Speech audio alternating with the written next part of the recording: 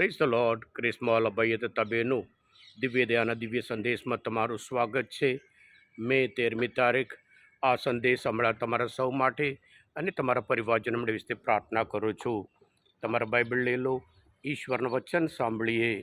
યોહાનનો ગ્રંથ 16મો અધ્યાય 12થી 15મી કલમ સુધી.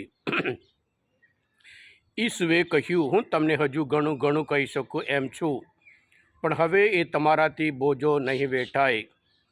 પણ જ્યારે તે સત્ય સ્વરૂપ આત્મા આવશે, ત્યારે તે તમને સત્યને માર્ગે દોરી જશે. કારણ તે પોતા તરફથી નહીં બોલે, પણ પોતે જે સાંભળતો હશે તે તમને સંભળાવશે, અને આગામી વસ્તુઓની પણ તે તમને જાણ કરશે. તે મારો મહિમા કરશે, કારણ એ તમને જે કંઈ જણાવશે તે એને મારા તરફથી મળેલું હશે. જે પિતાનું છે તે મારું છે. એટલે મેં કહ્યું કે જે સત્ય મારું છે તેમાંથી તે તમને જણાવશે. આ પ્રભુની વાણી છે, તે આપણો આધાર છે. ખ્રિસ્મોલ અભયતા બહેનું, મે 13મી તારીખ ફાતિમા માતાનો તહેવાર ઉજવીએ છીએ. પ્રથમ વિશ્વ યુદ્ધના સમયમાં હજારોની સંખ્યામાં લોકો મરતા હતા. ત્યારે વડા ધર્મગુરુએ શાંતિ માટે, વિશ્વ શાંતિ માટે પ્રાર્થના કરવા માટે કહ્યું, અને ત્યારથી થોડા સમયમાં જ માતા મરિયમ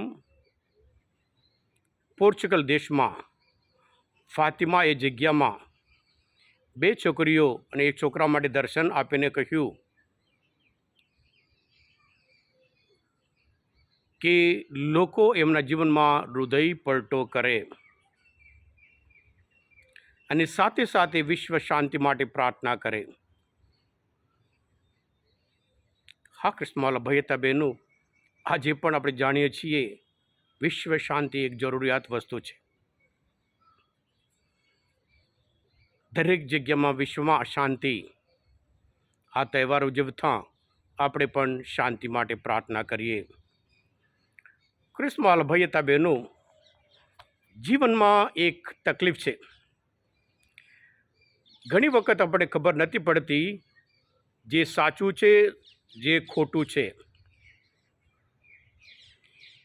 એક મહાન જ્ઞાનીએ કહ્યું છે, જે જુઠ્ઠું છે એ શરૂઆતમાં બહુ મીઠું લાગે, અને ધીરે ધીરે ધીરે જતાં એ કડવું લાગે. અને જે સત્ય છે શરૂઆતમાં કડવું લાગે,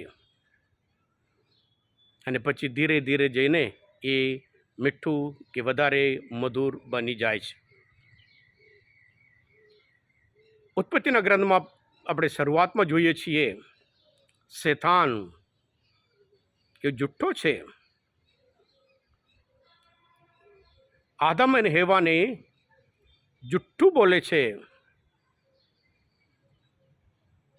અને આદમ અને હેવા જે જુઠ્ઠું છે એ સાચું માનીને શેતાને કહ્યું હતું એ પ્રમાણે આગળ વધે છે.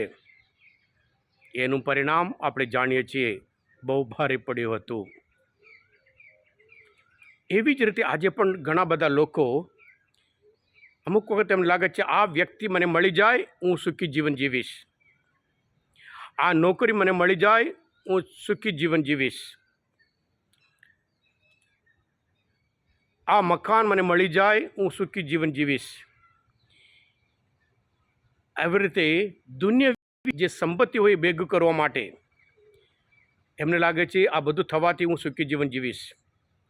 પણ લૂકના ગ્રંથમાં 12મો અધ્યાયમાં 15મી કલમમાં પ્રભુ પોતે કહે છે, માણસને ગમે તે સંપત્તિ મળી જાય પણ એ જ એના જીવનમાં સર્વસ્વનું નથી, અને એના દ્વારા એ સુખી જીવન જીવી શકે નહીં. ઘણા બધા લોકોમાં પરી અનુભવ થાય છે, જે વિચાર કર્યું હતું આ વ્યક્તિ મળી જાય હું સુખી થઈશ, એ જ વ્યક્તિના લીધે પછી દુઃખી. એટલે આજે ખાસ કરીને પવિત્ર આત્મા વિશે પ્રભુ ઈસુ કહેતા હું તમને ઘણું ઘણું કહી શકું એમ છે. સાચું શું છે, છૂટું જ જોઈએ છે, આપણે જાણવાનું છે. યોહાનના ગ્રંથમાં 8મું અધ્યાય 32મી કલમમાં પ્રભુ કહે છે, સત્ય તમને મુક્તિ આપશે. એટલે જ્યારે આપણે આ દિવસોમાં પવિત્ર આત્માના તહેવાર માટે પ્રભુ શિષ્યોને ધીરે ધીરે ધીરે તૈયાર કરે છે. પ્રભુ ઈસુ સ્વર્ગે જવાના, ત્યાર પછી પ્રભુ કહે હું તમને આટલા મૂકીને નહીં જવું. પવિત્ર આત્મા આવશે, તમારી સાથે રહેશે, જે મેં તમને શીખવાડ્યું એ બધું તમને યાદ આપશે અને પછી એનું જે જ્ઞાન છે એ તમને જણાવશે. ઈશ્વરની બાબતમાં જે સત્ય છે, ઈશ્વર પોતે પ્રગટ કરે એ આપણે જાણી શકીએ છીએ. બાઇબલ આખું પહેલા પાનથી છેલ્લા પાન સુધી એ સત્ય છે, કારણ ઈશ્વરે પ્રગટ કર્યું છે. સાથે સાથે આપણે જ્યારે આપણું જીવન પવિત્ર આત્મા માટે ખુલ્લું રાખીએ, પવિત્ર આત્માનું સાંભળવા તૈયાર થઈએ, એ પ્રમાણે જીવવા તૈયાર થતા હોય, પવિત્ર આત્મા ઘણું બધું આપણને સત્યને માર્ગે દોરી જશે. એ સ્પષ્ટતા કરાવશે, આ સાચું છે, આ ખોટું છે. વિશેષ રીતે આપણે જીવન પવિત્ર આત્મા માટે ખુલ્લું રાખીએ, પવિત્ર આત્મા માટે સમય કાઢીએ, જેથી કરી આપણે હંમેશા આપણે સત્ય જાણવા પામીએ અને સત્ય આપણને મુક્તિ તરફ લઈ જશે. હા કૃષ્ણવાલા ભાઈ હતા બહેનો, થેસલોનિકાના ધર્મસભ્ય બીજા પત્રમાં 2 અધ્યાયમાં 13મી કલમમાં પૌલ કહે છે, પવિત્ર આત્મા દ્વારા પાવન બનીને ને સત્ય ઉપર શ્રદ્ધા રાખીને તમે મુક્તિ પામી શકો છો. હા કૃષ્ણવાલા ભાઈ હતા બહેનો, આજના મનનચિંતન શાસ્ત્ર પાઠ સમજવા માટે પ્રભુ ઓળખમાં તૃપ્ત થયા હોય, તમે પોતે દિવ્ય ધ્યાન અને દિવ્ય સંદેશ સબસ્ક્રાઈબ કરજો અને બીજા માટે પણ ફોરવર્ડ કરજો, કારણ તમે બધા આશીર્વાદિત છો, અભિષિક્ત છો. પ્રભુ ઈસુ, હું તમારામાં વિશ્વાસ રાખું છું.